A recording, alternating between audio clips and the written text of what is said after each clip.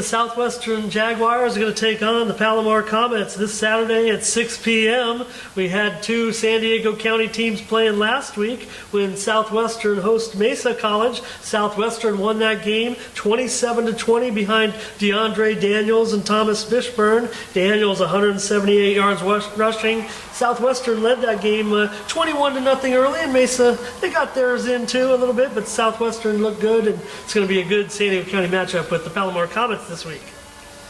You know, it was a phenomenal game from the field, and just being able to watch one of our guys, one of our East County guys, let's just be honest, Ramon, one of your favorite quarterbacks out of the East County that you watch as of late, as the last couple of years.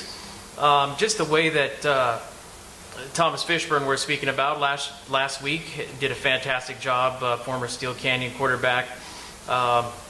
You know, he hangs out in the pocket, he waits for that opening, he's got patience, and the coaching staff loves him. I mean, he's another one of those dual threat quarterbacks, but he doesn't run when he doesn't need to.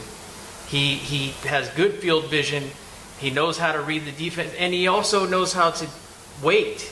You know, as one of the coaches from Southwestern were saying, you know, he knows how to slide in and out and stay in that pocket, and he's got the arm strength to get it downfield, and that's exactly what he did in that game. To Peyton Hazuga, I mean, that long, I believe it was 64, 65 yards that he launched it, and one-handed, being able to pull that thing in there. So that's some serious arm strength, not only from the quarterback, but also that receiver.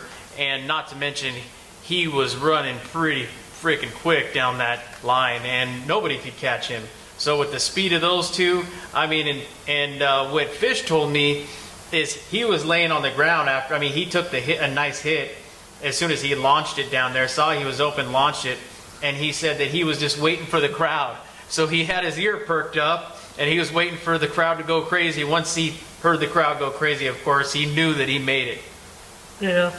Palomar is going to give them a pretty good test. It's going to be a great game. Palomar defeated Moore Park last week 20-16 as Rodney Thompson found Bryce Walker for the decisive score right in front of the Moore Park bench. 72-yard touchdown pass in the fourth quarter that lifted Palomar to the victory. As far as Mesa is concerned, they're going to host Golden West, which lost to Fullerton last week just 30-27. So Mesa has a tough task on their hands next week. Dave, we want to mention the Grossmont College Griffins, and our hearts go out to the family, especially head coach Mike Jordan, his father and mother. We lost them this past week, but Dave Jordan, the Grossmont College coaching legend, a junior college, a community college coaching legend in the state of California. Just the memories is what I want to think about, especially the great Grossmont teams and those championship years and all the attention and accolades that Coach got with his nomination into the Hall of Fame, and all the talented players to play with Grossmont over the years under Coach Jordan. That's correct, and you know, all of the respect that he received from the Ed Carberrys and the Tom Crafts, and you know, several others. I mean, he was an East County icon, let's face it. Coming down here from a place like Compton and bringing that down here to Grossmont College, and you know, with no offense to Grossmont, especially at the time, their facilities and their campus wasn't as pretty as some of the other community colleges in the area, but with Dave Jordan and his connections with the local and outside of the local area universities and big universities, he had his connections, and his biggest goal was to get those kids to university. And from what I understand, 70% of his athletes ended up at a four-year college. So that was his biggest goal, get them educated. It wasn't all football. And he was teaching them life lessons in practice. I can remember myself being a ball boy for the, I believe it was the 1985 Grossmont College Griffins, with guys like soon later went on to Brigham Young. Richard Zayas, Eric Rayner had a Granite Hills guy that actually went in that season for the injured Barry Griffiths, which was also a great quarterback, and Mount McGill guys like wide receiver Robert Claiborne, great receiver. I mean, that was a phenomenal team who actually ended up playing a bowl game against Southwestern that year. Coach Symington and Coach Dave Jordan, I can remember that whole magical season for the Griffins, and Southwestern also had a great season that year.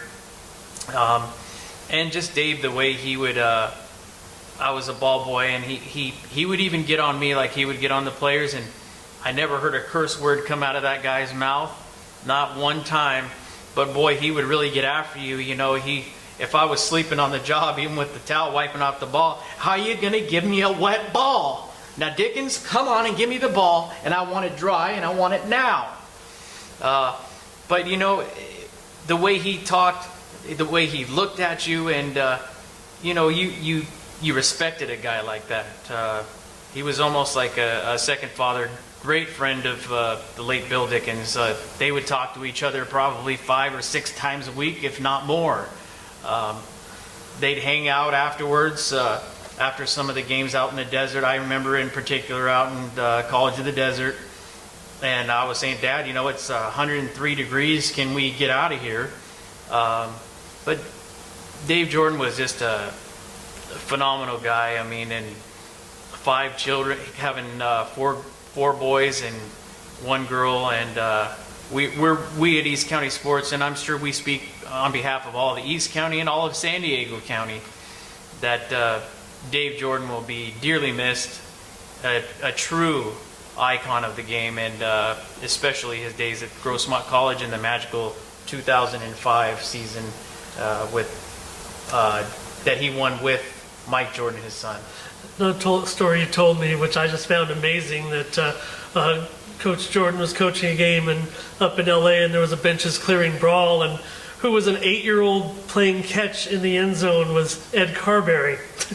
And he saw the brawl broke out on the field. I believe you told me about that from an interview you had with Coach Carberry. So Grossmont lost to Long Beach City College last week, 38-21. Rough day for Grossmont. Quarterback Josh Harris appears lost for most of the season. He was sacked on a short loss and injured his shoulder. But Anthony Posada is going to come in out of Bonita Vista, and he's the new quarterback right now at Grossmont. They were in a quarterback battle, so Posada will have the job now. It's going to be tough against Canyons. Canyons beat Saddleback 19-7 last week. So I want to mention for Grossmont a bright spot on the defense. Anthony Sola with 3 sacks in the game.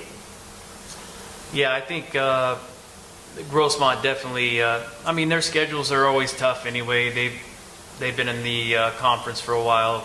They're used to the Saddlebacks and the Fullertons and the Riversides that could put 3 football teams on the field with the amount of guys that they have. But I think it also speaks volumes. When you play teams like that, that makes you a quality opponent. But I think they have their work cut out for them this week against Canyons.